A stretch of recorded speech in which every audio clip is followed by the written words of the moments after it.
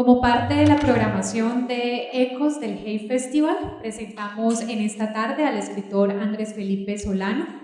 Él es un reconocido cronista y novelista colombiano, quien está radicado en Corea del Sur desde hace varios años. Luego del éxito de su más reciente libro de crónicas, Los días de la fiebre, Corea del Sur, el país que desafió al virus, en 2020, presenta su más reciente novela, Gloria, de este año, una narración corta donde la ficción y la realidad se combinan para contar los días de migración de su propia madre en Estados Unidos. Andrés Felipe Solano es colombiano, es autor de las novelas Sálvame, Joe Luis, de 2007, Los Hermanos Cuervo, 2013, y Cementerios de Neón, 2016, así como de los libros de no ficción Salario Mínimo, Vivir con Nada, de 2015, Corea, Apuntes desde la cuerda floja, del mismo año, que recibió el premio Biblioteca de Narrativa Colombiana y resultó finalista del Busan Diaspora Literary Award en 2021 y Los días de la fiebre en 2020. En 2010, la revista inglesa Granta lo eligió como uno de los 22 mejores narradores jóvenes en español. En 2020 participó como escritor invitado en la 10ª Bienal de Arte de Busan en Corea del Sur. Desde hace una década vive en Seúl. El autor conversará en esta tarde con Erika Flores, psicóloga con estudios en teoría del arte y curaduría, artista y curadora independiente. Su práctica se centra en las relaciones entre escritura y performatividad y las publicaciones que exploran el límite entre literatura y arte contemporáneo. Bienvenidos todos a este espacio. Bueno, buenas tardes. Siempre me preguntaban en las presentaciones de libros qué tanto contar, porque quiénes han terminado de leer el libro, quiénes han empezado, quiénes no lo conocen todavía, y porque para las preguntas que tengo pensadas tengo que adelantar cosas del libro. Entonces quisiera saber quiénes han leído el libro. Todos estamos, tú ya te lo leíste. Bueno, voy a tratar de contar algunas cosas del libro sin dañar la experiencia de la novedad. En el primer capítulo se meten muchos tiempos dentro de un mismo tiempo. Pasa que la protagonista está esperando a alguien para ir al concierto de Sandro y quedan 20 minutos o algo así para que empiece el concierto. ¿Algo así? ¿20? Y en esos 20 minutos pasa el mundo entero, ¿sí? Sabemos algo de Vietnam, un personaje tiene algo que ver con Vietnam. ¿Qué más pasa? Sabemos que el papá de ella murió y que eso es un evento traumático. Y también sabemos que le pasó algo en un laboratorio fotográfico que trabaja. También nos damos como que hacemos todo un barrido por la materialidad o la imagen o las sensaciones de las mujeres de esos años 60 o de los migrantes de esa época en Nueva York, el tipo de trabajos a los que tienen acceso. Y Sandro, ella alcanza a rememorar una entrevista con Sandro en el que Sandro dice, cuando le preguntan sobre ese gran concierto en Nueva York, él dice, aquí es donde mueren las palabras. También en esos 20 minutos nos alcanzan a contar de una moneda del metro, que es como un gozne entre el momento de la mamá en Nueva York y posteriormente otro momento de la juventud del narrador en Nueva York. Mejor dicho, son muchas páginas que describen 20 minutos y la pregunta que yo tenía era cómo aparecen esas conexiones cuando estás escribiendo. O sea, qué tan planeadas son y qué tan espontáneas. Voy a explicar un poco porque el libro era muy diferente antes. El libro, cuando lo empecé a escribir, tenía estos momentos narrativos que se pueden a leer como cuentos, que son tres historias en diferentes décadas. Y en medio yo tenía como unas reflexiones sobre las relaciones filiales, sobre libros que hablaban sobre estas relaciones. Y en esa medida era un libro muy híbrido, un libro fragmentario. Y se lo di a leer a varias personas, que antes no había hecho eso. Con mis libros siempre lo entregaba como a la editorial muy limpio, digamos. Y todas estas personas coincidieron en que les daba mucha pereza leer esos fragmentos y querían saber más de las otras historias. Entonces, claro, ahí me di cuenta que debía llevar el libro por otro lado. Digamos que el libro, en esa primera encarnación, era un libro donde la madre era un objeto de discusión, de admiración, de reflexión, etc. Y en ese paso cuando Gloria se vuelve sujeto y se convierte en un personaje, pues claro, se desencadenan todo este tipo de memorias en mi cabeza y tengo que recurrir a un narrador, que es el narrador que tú alcanzaste a mencionar, es un narrador que entra y sale, es muy extraño, pero ese narrador anuda como todas estas historias. Y es ese narrador el que detiene la acción en ese momento. Gloria ha estado esperando desde las 4 de la tarde por el concierto, ha estado con sus amigos, ha caminado hasta allá, ha estado con el tigre. Claro, yo sentía que el lector estaba ya muy dispuesto a oír a Sandro por primera vez. Y no, el narrador se mete ahí como para hacerse sentir también un poco, para dar cuenta de la posibilidad literaria de ese narrador, que es eso, tropezar y ponerle como obstáculos al lector, porque me interesaba también eso, no volver simplemente esta historia de un día en la vida de una mujer real, que es Gloria, en una anécdota, sino volverlo a material literario, y eso necesita como este tipo de cosas, creo yo. Pero vuelvo a lo que decía, es un misterio, no sé. En la primera página, no sé si te acuerdas, pero hay desde la segunda frase, el narrador dice decido. El narrador se muestra ante el lector en la segunda página y al final de esa página dice algo así como supongamos, porque se trata de suponer. Con esas dos claves, un lector atento va a entender que es un tipo de narrador no muy común. Y después se pierde, reaparece, no sé, 30 páginas más adelante. Y ese decido y ese supongamos, no sé, nació de una manera que aún no me la explico, pero es una fortuna, porque finalmente eso, por lo menos para mí, es lo que busco al escribir, encontrar esos momentos. Sí, tenía esa pregunta porque ese ir y venir entre los tiempos es muy fluido.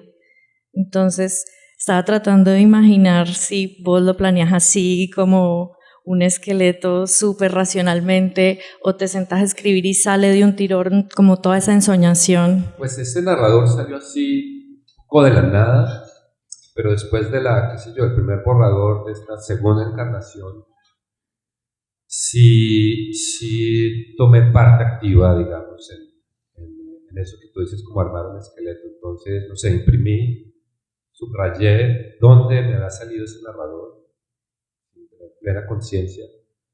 Moví partes, porque sentía que el narrador necesitaba explicar otras cosas, borré otras. También me di cuenta que el narrador podía hacer posible unos cambios muy fuertes temporales, mencionamos ahora, sin que el lector sintiera que fuera un artificio, sin que sintiera inmediatamente como un flashback cinematográfico. No, necesitaba que el lector atento y que esté como comprometido con la propuesta del libro, va a sentir que se puede deslizar 30 años en un párrafo muy corto. Parece que fuera como la narración de la cabeza, ¿no? De Gloria, de cómo ella va conectando también cosas. Sí, es curioso porque en otra charla alguien me dijo que parecía un narrador prenatal, un narrador que conoce, claro, o que habla incluso desde el vientre de esta mujer. Y me dejó pensando, porque es un narrador muy particular, porque interviene, imagina, supone, incluso en un momento le obliga a Sandro a ver a esta mujer por 2 segundos. O sea, hace ese tipo de cosas. Y, y claro, me di cuenta que me interesaba todo esto y descarté ese otro libro, que era un libro muy diferente, incluso un poco un libro que hace parte de muchos otros libros que se están escribiendo, se han escrito hace poco sobre las relaciones entre madre e hijos, etc. Quería como desligarme también de eso y escribir una novela con todas las posibilidades que tiene una novela. Y ese narrador, el lector lo experimenta como pequeños asomos de la nariz y al final aparece con toda. Esa necesidad de que aparezca con toda tiene que ver con esa necesidad de coser al final. Sí, sí, el narrador al final aparece, antes ha aparecido con frases, con párrafos, y en las últimas páginas aparece, no sé, 3, 4 páginas seguidas. Claro, ahí tiene que anudar muchas cosas de la historia, pero también tenía que hacerse cargo de la historia finalmente. Eso es lo que yo sentí. Y yo, pues ya como hijo de esta mujer, también sentía que necesitaba ese narrador ahí. No podía desligarme totalmente de lo que me cabía con esa historia. Y porque por otro lado no quería que fuera simplemente la historia novelada de ella. Me interesaba también estas reflexiones del libro anterior, pero tirarlas como por otro lado, con otro material. Y es así como estas dos personas, finalmente, narrador, que es el hijo, y Gloria, que es la madre, se encuentran al final de la novela en un laundry y ahí hablan un par de cosas que son importantes para el cierre del libro. Bueno, hay otra cosa que me pareció particular. No sabía si había pasado de verdad o no que el personaje trabajara en un laboratorio fotográfico, y de alguna manera yo sabía que vos tenés un interés en la fotografía, en los libros de fotografía, y me llamaba la atención que algo misterioso que pasaba con esas fotos fuera esta cosa opaca transversal del libro también. Entonces tenía esta pregunta como de tu relación con las imágenes, como creador de imágenes de alguna manera fotográficas o observador de imágenes fotográficas, cómo afecta esos momentos de escritura sobre las imágenes, si sentís alguna relación. Pues ahora que lo pienso, he estado desde el principio, porque uno de los protagonistas desde mi primer libro es un fotógrafo. Son fotógrafos sociales, pero bueno, fotógrafo al fin y al cabo. Bueno, esta cosa con las fotos sí pasó de verdad, si quieres, como el chisme. Sí, pero yo lo vine a descubrir muy adelante en la escritura, cuando ya tenía planeado muchas cosas. Pero claro, cuando me entero de esto, siento que hay un poder dramático ahí que necesitaba, como un halo de oscuridad que balanceara todo este día feliz, exultante de un concierto, sí, con esperas y con desencuentros con este novio, pero al fin y al cabo un día muy, muy importante. Necesitaba como balancearlo con eso, con un poco de oscuridad, y eso me lo dio, pues, saber como el tipo de fotografías que encuentra Gloria cuando está trabajando en estos laboratorios. Y yo creo que, bueno, ya si me voy muy atrás, hay un cuento que me gusta mucho de un escritor que se llama Juan Carlos Onetti, que se llama El infierno tan temido, que tiene que ver con unas fotos que le manda que es la exmujer a su exmarido, o no sé si se han divorciado, no me acuerdo. Y esta mujer está viajando por varios pueblos de Argentina, no sé, o de Uruguay, no sé. Bueno. Y en cada pueblo tiene un amante y le manda fotos de ella con su amante. E incluso la última foto se la manda, está remitida a la hija de ellos. Una cosa con las fotografías así de brutal. En este cuento creo que me interesaba traducir eso a la propia historia de Gloria y hacer eso, lo que te dije, como balancearla. Y que en su cabeza, mientras recorre Nueva York, esté también atenta a ese episodio que finalmente empieza a marcar su vida sexual, porque tiene apenas 20 años y esas fotos son muy impresionantes, digamos, para una mujer tan joven. A mí me atrajo mucho lograr mantener el misterio de la imagen, ¿sí? Como mantenerla como esa cosa opaca y ese núcleo sin del todo revelar que había en la imagen. Eso me pareció interesante como escritura de arte. Sí, claro, porque lo que te dije era un hecho muy dramático, pero no me interesaba volver de eso una tragedia y quedarme patinando en las fotos. Me interesaba más bien como clavar los alfileres y generar atención alrededor, pero la palabra es que hubiera opacidad alrededor de todo eso. Pero que a la vez el lector sintiera pues, que eran unas fotos brutales de todo.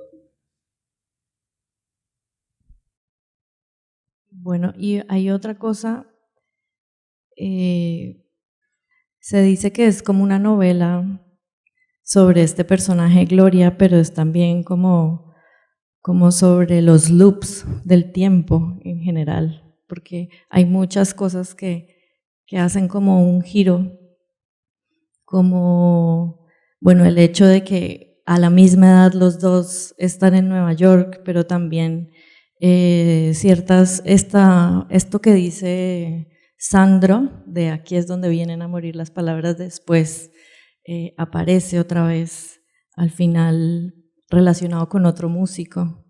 ¿Sí? Como que hay muchas cosas que hacen como si fuera una constante reinscripción del tiempo. Sí, eso surgió cuando tuve claro que iba a contar un solo día, no que iba a dividir el libro en décadas, sino que un solo día iba a condensar varios momentos. Me di cuenta que, aparte de toda la historia pues con Gloria, etc., también el libro se iba a tratar de cómo experimentamos el tiempo, porque el tiempo pues, es una ilusión que lo experimentemos como presente, pasado y futuro. Todo el tiempo estamos viviendo en un solo círculo. Estamos acordándonos, adelantándonos, estamos presentes, ausentes del presente por un momento, todo el día y todo el tiempo. Entonces, claro, un reto era que además de hacer toda esta cosa del concierto de Sandro y la vida amorosa de Gloria, también que el libro fuera una reflexión sobre cómo nuestras vidas se viven día a día, toda la vida. Como esa famosa frase que es de Borges, como todos los hombres son un solo hombre. También todos los días de nuestra vida es un solo día o algo así. Y bueno, y es un motivo muy literario también, porque si te acuerdas, no sé, hay libros muy famosos, Ulises de Joyce, Bajo el volcán de Malcolm Lowry y La señora Dalloway, son libros como canónicos que atrapan en un solo día este misterio del tiempo. Tratar de hacer algo con eso. Entre esas cosas que se repiten está la imagen de ver llorar a un hombre, que es súper potente lo que significa como en la vida de ella, 2 momentos en que ve a un hombre llorar. Y otra cosa que me interesa mucho, que se repitió constantemente, y creo que es transversal realmente, es esta idea como del camino no tomado. Sí, como ella misma cita una frase en algún momento o recuerda una frase que dice: un futuro que nunca tomó forma pesa más que cualquier pasado. y como esa idea de ese futuro que nunca tomó forma en el papá que casi no conoció o no conoció, y en dos intentos de amores, como que se esfumaron por cosas súper... Sí, alguien también en otra charla me decía que, claro, que algo tan fuerte como que el papá hubiera sido asesinado a los 3 años, en otro tipo de libro, ese casi que habría sido un centro de gravitación para toda la historia. Pero a mí me interesaba un poco más explorar esa frase que acabas de leer, un futuro que no toma forma, que son como estas vidas amorosas que se desmoronan en el tiempo, más que el pasado, que sería el padre asesinado. Me interesaba más. Y bueno, claro, está lo que dices, los hombres llorando. Gloria al final del concierto está buscando a su novio, que es el tigre, y no lo encuentra, y mira adelante y el tigre está enfrente de Sandro llorando, mientras Sandro canta Rosa Rosa. Y ese momento en que ella siente que se puede desmontar el machismo del tigre, que es un hombre osco, extraño, pero que también sabe en qué momento actuar para atraer la atención de Gloria. Ella piensa que esas lágrimas públicas son la prueba de que hay algo más en ese hombre que vale, y quizás esa es la muestra de que puede llegar a ser un amor, pero bueno, se da cuenta muy rápido que no es así. Y es como el primer momento en que esta mujer se da cuenta que el amor es eso, es caminar sobre la cuerda floja. Y que puede ser muy agotador. Y el segundo momento en que ver llorar a un hombre es cuando se da cuenta de todo lo contrario. No de que empieza un amor, sino de que termina un amor. Muere un amor con su marido. En algunas entrevistas has dicho que esta es la novela más arriesgada. ¿Por qué es eso? Porque esta es la más arriesgada de la que has escrito. Porque, claro, durante un tiempo fui periodista, yo estudié literatura, pero periodista, y mi primera novela es sobre una revista. Y después en mi camino como escritor, sin proponérmelo, había publicado un libro de no ficción, una novela, y a pesar de que las novelas incluso hacían falsas crónicas y jugaba con la mezcla entre ficción y no ficción y esos bordes tan porosos. Creo que es con esta novela y un material que en efecto es real, es una vida real, pero haberla vuelto, decía, un material literario donde cupieran estas reflexiones sobre el tiempo, por ejemplo, y estos saltos temporales. Incluso pueden leerse como experimentales, pero bueno, haber hecho todo eso y a la vez mantener como un día en la vida de él, porque era todo un reto y creo que salió. Pues espero. Bueno, leemos algunos pedacitos. Sí, claro. Sí, para que se den cuenta un poco para aterrizar un poco todo lo que he dicho. ¿Hay un pedazo que recordes especialmente? No. Estaban juntas el día en que vieron caer las torres en el Sun Room, un salón de cristal, una especie de invernadero donde la dueña de casa iba a pasar sus crisis depresivas, días en los que solo se comía una manzana verde. Las torres ardieron con toda esa belleza y horror de la destrucción. Como dijo un amigo con el que subimos al piso 106 3 años antes de que cayeran.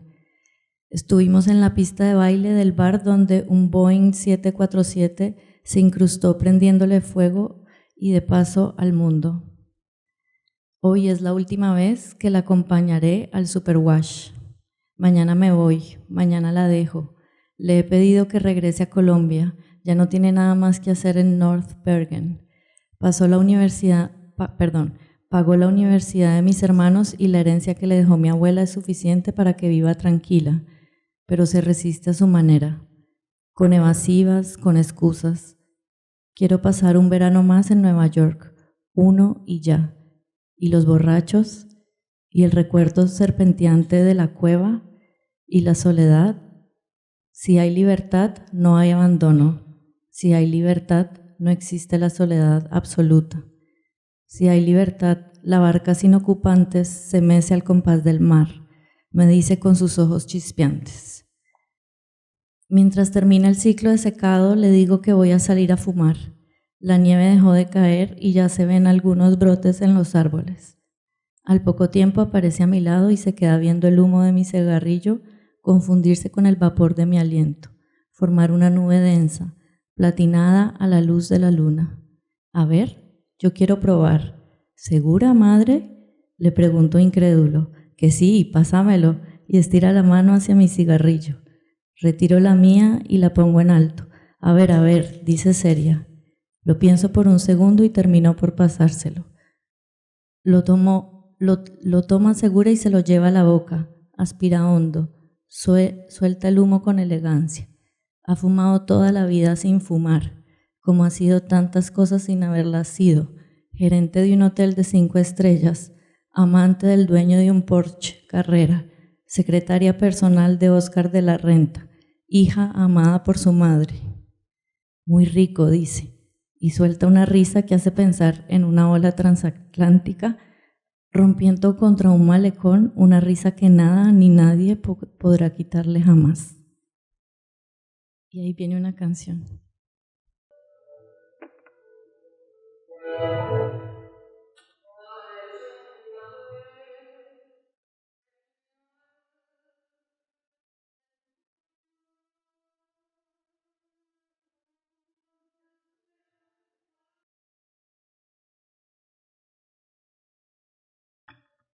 Están escuchando raro, ¿cierto? Algunas canciones están sonando así, no sé por qué, pero Andrés no se da cuenta porque tiene un oído sordo. Mono. Pero, bueno, enlaza perfecto porque lo que acabas de leer es este momento del que hablábamos, en que el narrador se encuentra finalmente con Gloria y hablan en laundry, donde lavan la ropa. Ese es casi el final de la novela, pero la novela empieza así. Nunca ha fumado y quizás nunca vaya a prender un cigarrillo, pero en esta tarde he decidido imaginar populosa y brillante. Debería hacerlo.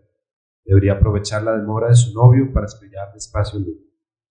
Consciente de la marca de colorete en el filtro, ya un poco ovalado por la presión nerviosa de sus labios. Envuelta en esa pequeña nube azul plata, la espera es menos agónica, más llevadera, como dicen de ciertas dolencias. Porque es eso, una inquietud que descubrió en la mañana al despertarse antes del usual, cuando la luz se arrastraba débil por la ventana de su habitación y aún no se oían animales tumbando botellas en esa esquina de Queens. Al abrir los ojos, incluso entró en el mundo esperanzada, sin espanto. Por lo general le toma un rato entender qué es eso de estar viva, un par de minutos en los que rompen las aguas del sueño, temerosa, pero hoy es diferente, porque hoy es un hoy que debería durar para siempre, si es que al tigre se le da la gana de aparecer. La inquietud, lejos de menguar, se convirtió en una punzada en el pecho a medida que han ido pasando las horas, bajo el chorro de la ducha, con la única tostada del desayuno crujiendo entre sus dientes, tras la llamada para convenir la cita, al punto de crecer incontenible cual mar de leva, expandiéndose a sus anchas, curiosa por todo su cuerpo. Así que lo mejor es que fume. Creo que todas las frases que escogí tienen que ver con esta idea del futuro que no tomó forma. Me obsesioné con eso. El Apolo 13 nunca se posaría sobre la luna. Sandro engordaría y ella jamás volvería a esperar al tigre en la cafetería La Mallorquina ni en ninguna otra. A los 2 días lo metieron en un avión. De ser familia directa, habría sido ella y no su primo quien le hubiera entregado la caña de pescar.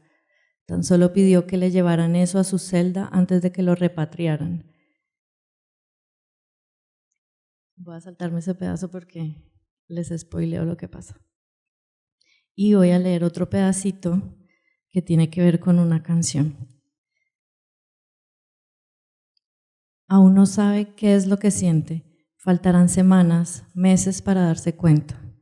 Por ahora se tira de nuevo en la cama. Al hacerlo suena algo en uno de los bolsillos de su falda, un papel.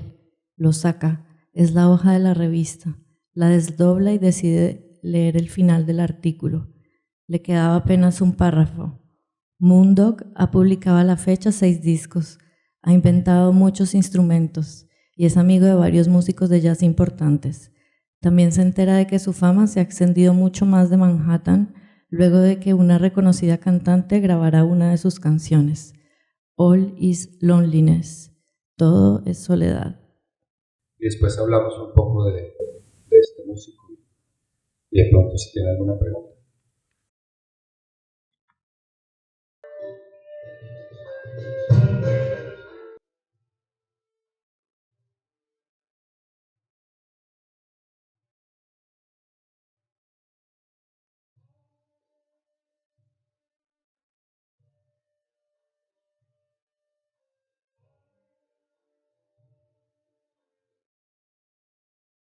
Al final del libro hay una foto real, una foto que vi durante muchos años de infancia y me causó mucha curiosidad, incluso después la tenía, cuando me fui a ver solo, la tenía en mi habitación.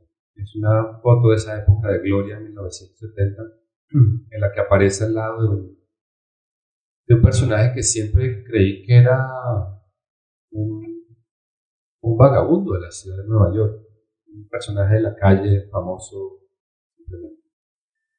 Pero un día la puse en Instagram y alguien me hizo un comentario y me dijo, su mamá conoció a Mundo. Y claro, inmediatamente empecé a buscar quién era esta persona, Mundo. Pues resultó que, y eso fue un desencadenante para también contar esta historia del libro. Fue un músico muy importante en los años 70 y sí, un personaje de la ciudad de Nueva York porque vivía más o menos en la calle. Pero escribió muchas canciones, entre ellas la que acabamos de oír, y también fue amigo de músicos muy importantes como John Coltrane y le invitaban a los ensayos de la Filarmónica de Nueva York, vestido como siempre vistió, con una capa y cuernos como de vikingo, era ciego Mundo. Y bueno, la foto disparó la historia, pero también esta canción me ayudó a cerrar un poco esas historias amorosas, esos desencuentros amorosos, para que el lector no sintiera que todos terminaban en una frustración, sino que, y en un camino sin salida, sino que también, o más bien, eran el principio de algo, el principio de la soledad entendida como libertad. Era lo que no sé si tengan preguntas, y si no, pues espero que hayan disfrutado de la charla y que les dé curiosidad leer el libro y que tengan paciencia, porque sí es un libro que exige un poco de concentración, pero no es muy largo y la recompensa final creo que vale la pena. Buenas tardes ya, buenas noches, y particularmente a Andrés decirle bienvenido a Cali, siempre. Es interesante ver cómo, digamos, dentro de lo que puede ser la trayectoria de tu obra, Gloria se instala como en un terreno bien interesante que es la infancia también. Yo creo que la infancia aquí aparece mucho más enfática en términos de infancia que en otras obras, ¿no? Digamos en Corea y Los días de la fiebre, por ejemplo. Una infancia, y me interesa ver como las transversalidades y los intersticios que la obra va entregando, porque claro, en el centro puede estar Gloria, pero en el centro también, o mejor en la periferia, está esa infancia, está el padre que no se nombra, ¿cierto? Hay unas historias también muy interesantes que tienen que ver con suicidio, por ejemplo, una sospecha de suicidio, violencia en Colombia, también en la periferia. Y algo particularmente quería mencionar, porque cuando uno lee Corea, Apuntes sobre la cuerda floja, uno por ahí escucha o lee mencionar desde tu obra, desde tu memoria, a un filósofo que hoy es muy famoso entre nosotros, que es Chul Han. Y yo diría que quizá eres el primer escritor colombiano que lo menciona. Eso es 2013, ¿cierto? Ya pues Chul Han se vuelve pan de cada día entre nosotros. Y lo digo porque recientemente él publicó, o mejor, llegó a nosotros una traducción de su libro No Cosas. Y yo creo que aquí, en esta obra, si uno lee desde la periferia de la obra, las cosas son muy importantes. Y esto no es gratuito en la medida en que hoy vivimos en un mundo en donde las cosas desaparecieron, entre comillas, ¿no? Según esa perspectiva de Chul Han. Por ejemplo, no tenemos personas sino contactos en el celular. Tú has puesto, por ejemplo, la música allí, mientras que Gloria tiene sus discos, seguramente los conservan, ¿no? Está la cámara que ella pierde. Bueno, estoy haciendo como spoiler, pero bueno, está el niño que tiene esa cámara. Está también, por ejemplo, las cosas de los migrantes, ¿no? Que también es un tema muy interesante de los migrantes. En fin, yo creo que ahí hay un terreno, si hacemos la lectura, a explorar y a estudiar, porque esa relación con las cosas, primero nos ponen en el centro a las cosas como artefactos, pero también tienen que ver con una memoria. El token, que para nosotros ahora el token es un número, como tú has dicho, ustedes han dicho, es un detonante para esa escritura. Otro tema que quería, porque esto es una pregunta y un comentario de un lector agradecido por esta obra, es el problema de la migración. El tema de la migración.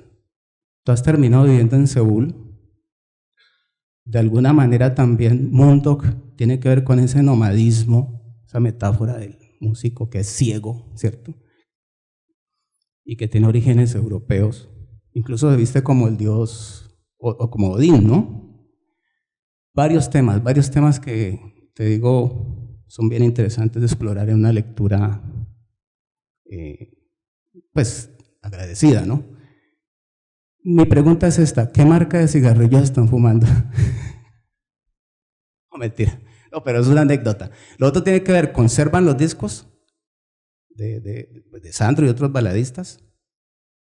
Curiosamente, no tengo ninguno de Sandro. Tengo de Leonardo Fabio, que era como el segundo en el top de esta persona, pero de Sandro no. Pero una cosa sobre los objetos, sí, creo que aparecen en otros libros como Corea, Apuntes de la cuerda floja y claro, los objetos nos acompañan. Muchos objetos depositamos inconscientemente confianza, nos acompañan sin saberlo y nos llegan a nombrar en ciertos momentos cosas que hemos olvidado. Y sí, el libro está lleno de esos objetos, los objetos como compañía. Bueno, yo te quería preguntar por el fin o por la suspensión de la experiencia.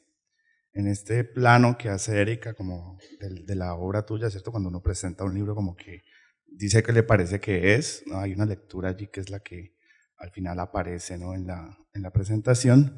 Entonces vos decías que hay unos cuentos que inicialmente son como si fueran unos cuentos, unas escenas, y yo pensaba en esto también cuando hablaste de Borges, pensaba en eso de que hay una página que no leeré más, una puerta que no voy a abrir más.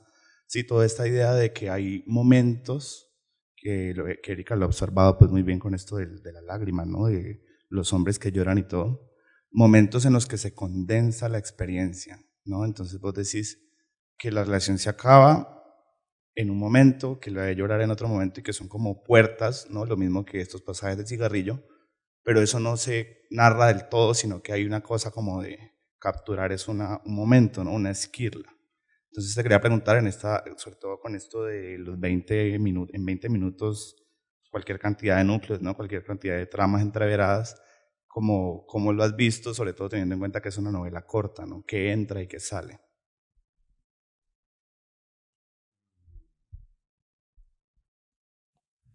Pues yo creo que todas estas cosas también parten de una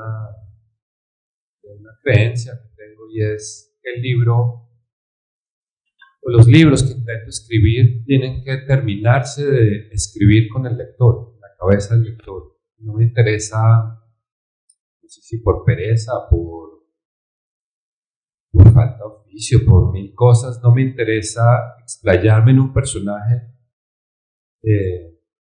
volverlo el signo de una tragedia y que al lector le quede clarísimo, sino más bien entregarle unas claves con las que el lector podrá hacerse una idea de lo que yo quise nombrar con ese personaje. Por ejemplo, las lágrimas del tigre, o más adelante uno de los amigos de Gloria con los que van al concierto, no sé si te acuerdas, el torero.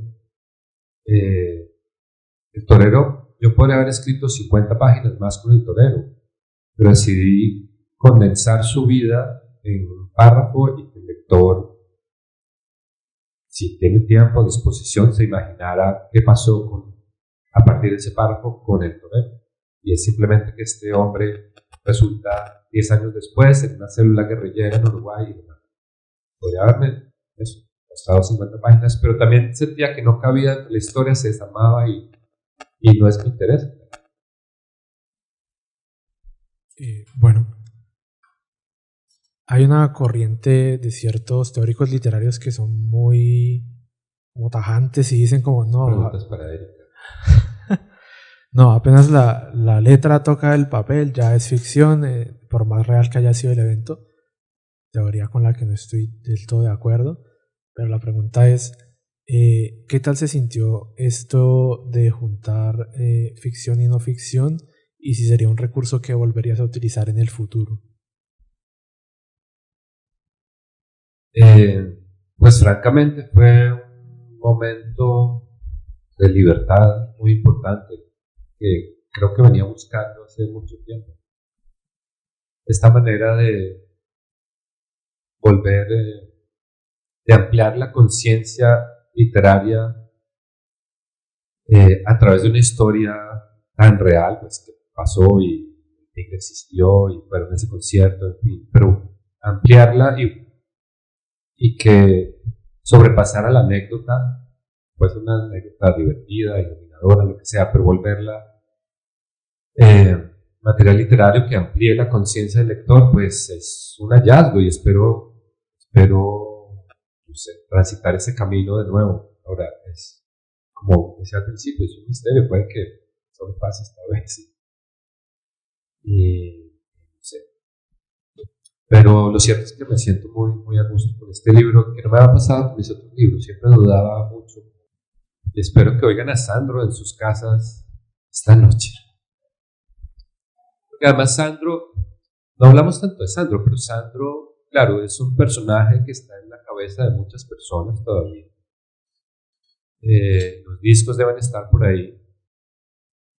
Pero Sandro en ese momento, creo yo, bueno, un par de personas que han escrito sobre él, significó algo muy importante para mujeres muy jóvenes, porque Sandro catalizó una energía sexual en los años 70 de mujeres muy jóvenes que se dieron cuenta de eso, de su posibilidad de sus posibilidades en el sexo. Y además, la época en que Sandro se hace más famoso también es la época en que llegan los anticonceptivos a la vida de las mujeres. Entonces, sí, Sandro es un cantante muy famoso, pero también nombra un momento muy importante para muchas mujeres de esa época. Y eso creo que está en el libro. Muchas gracias.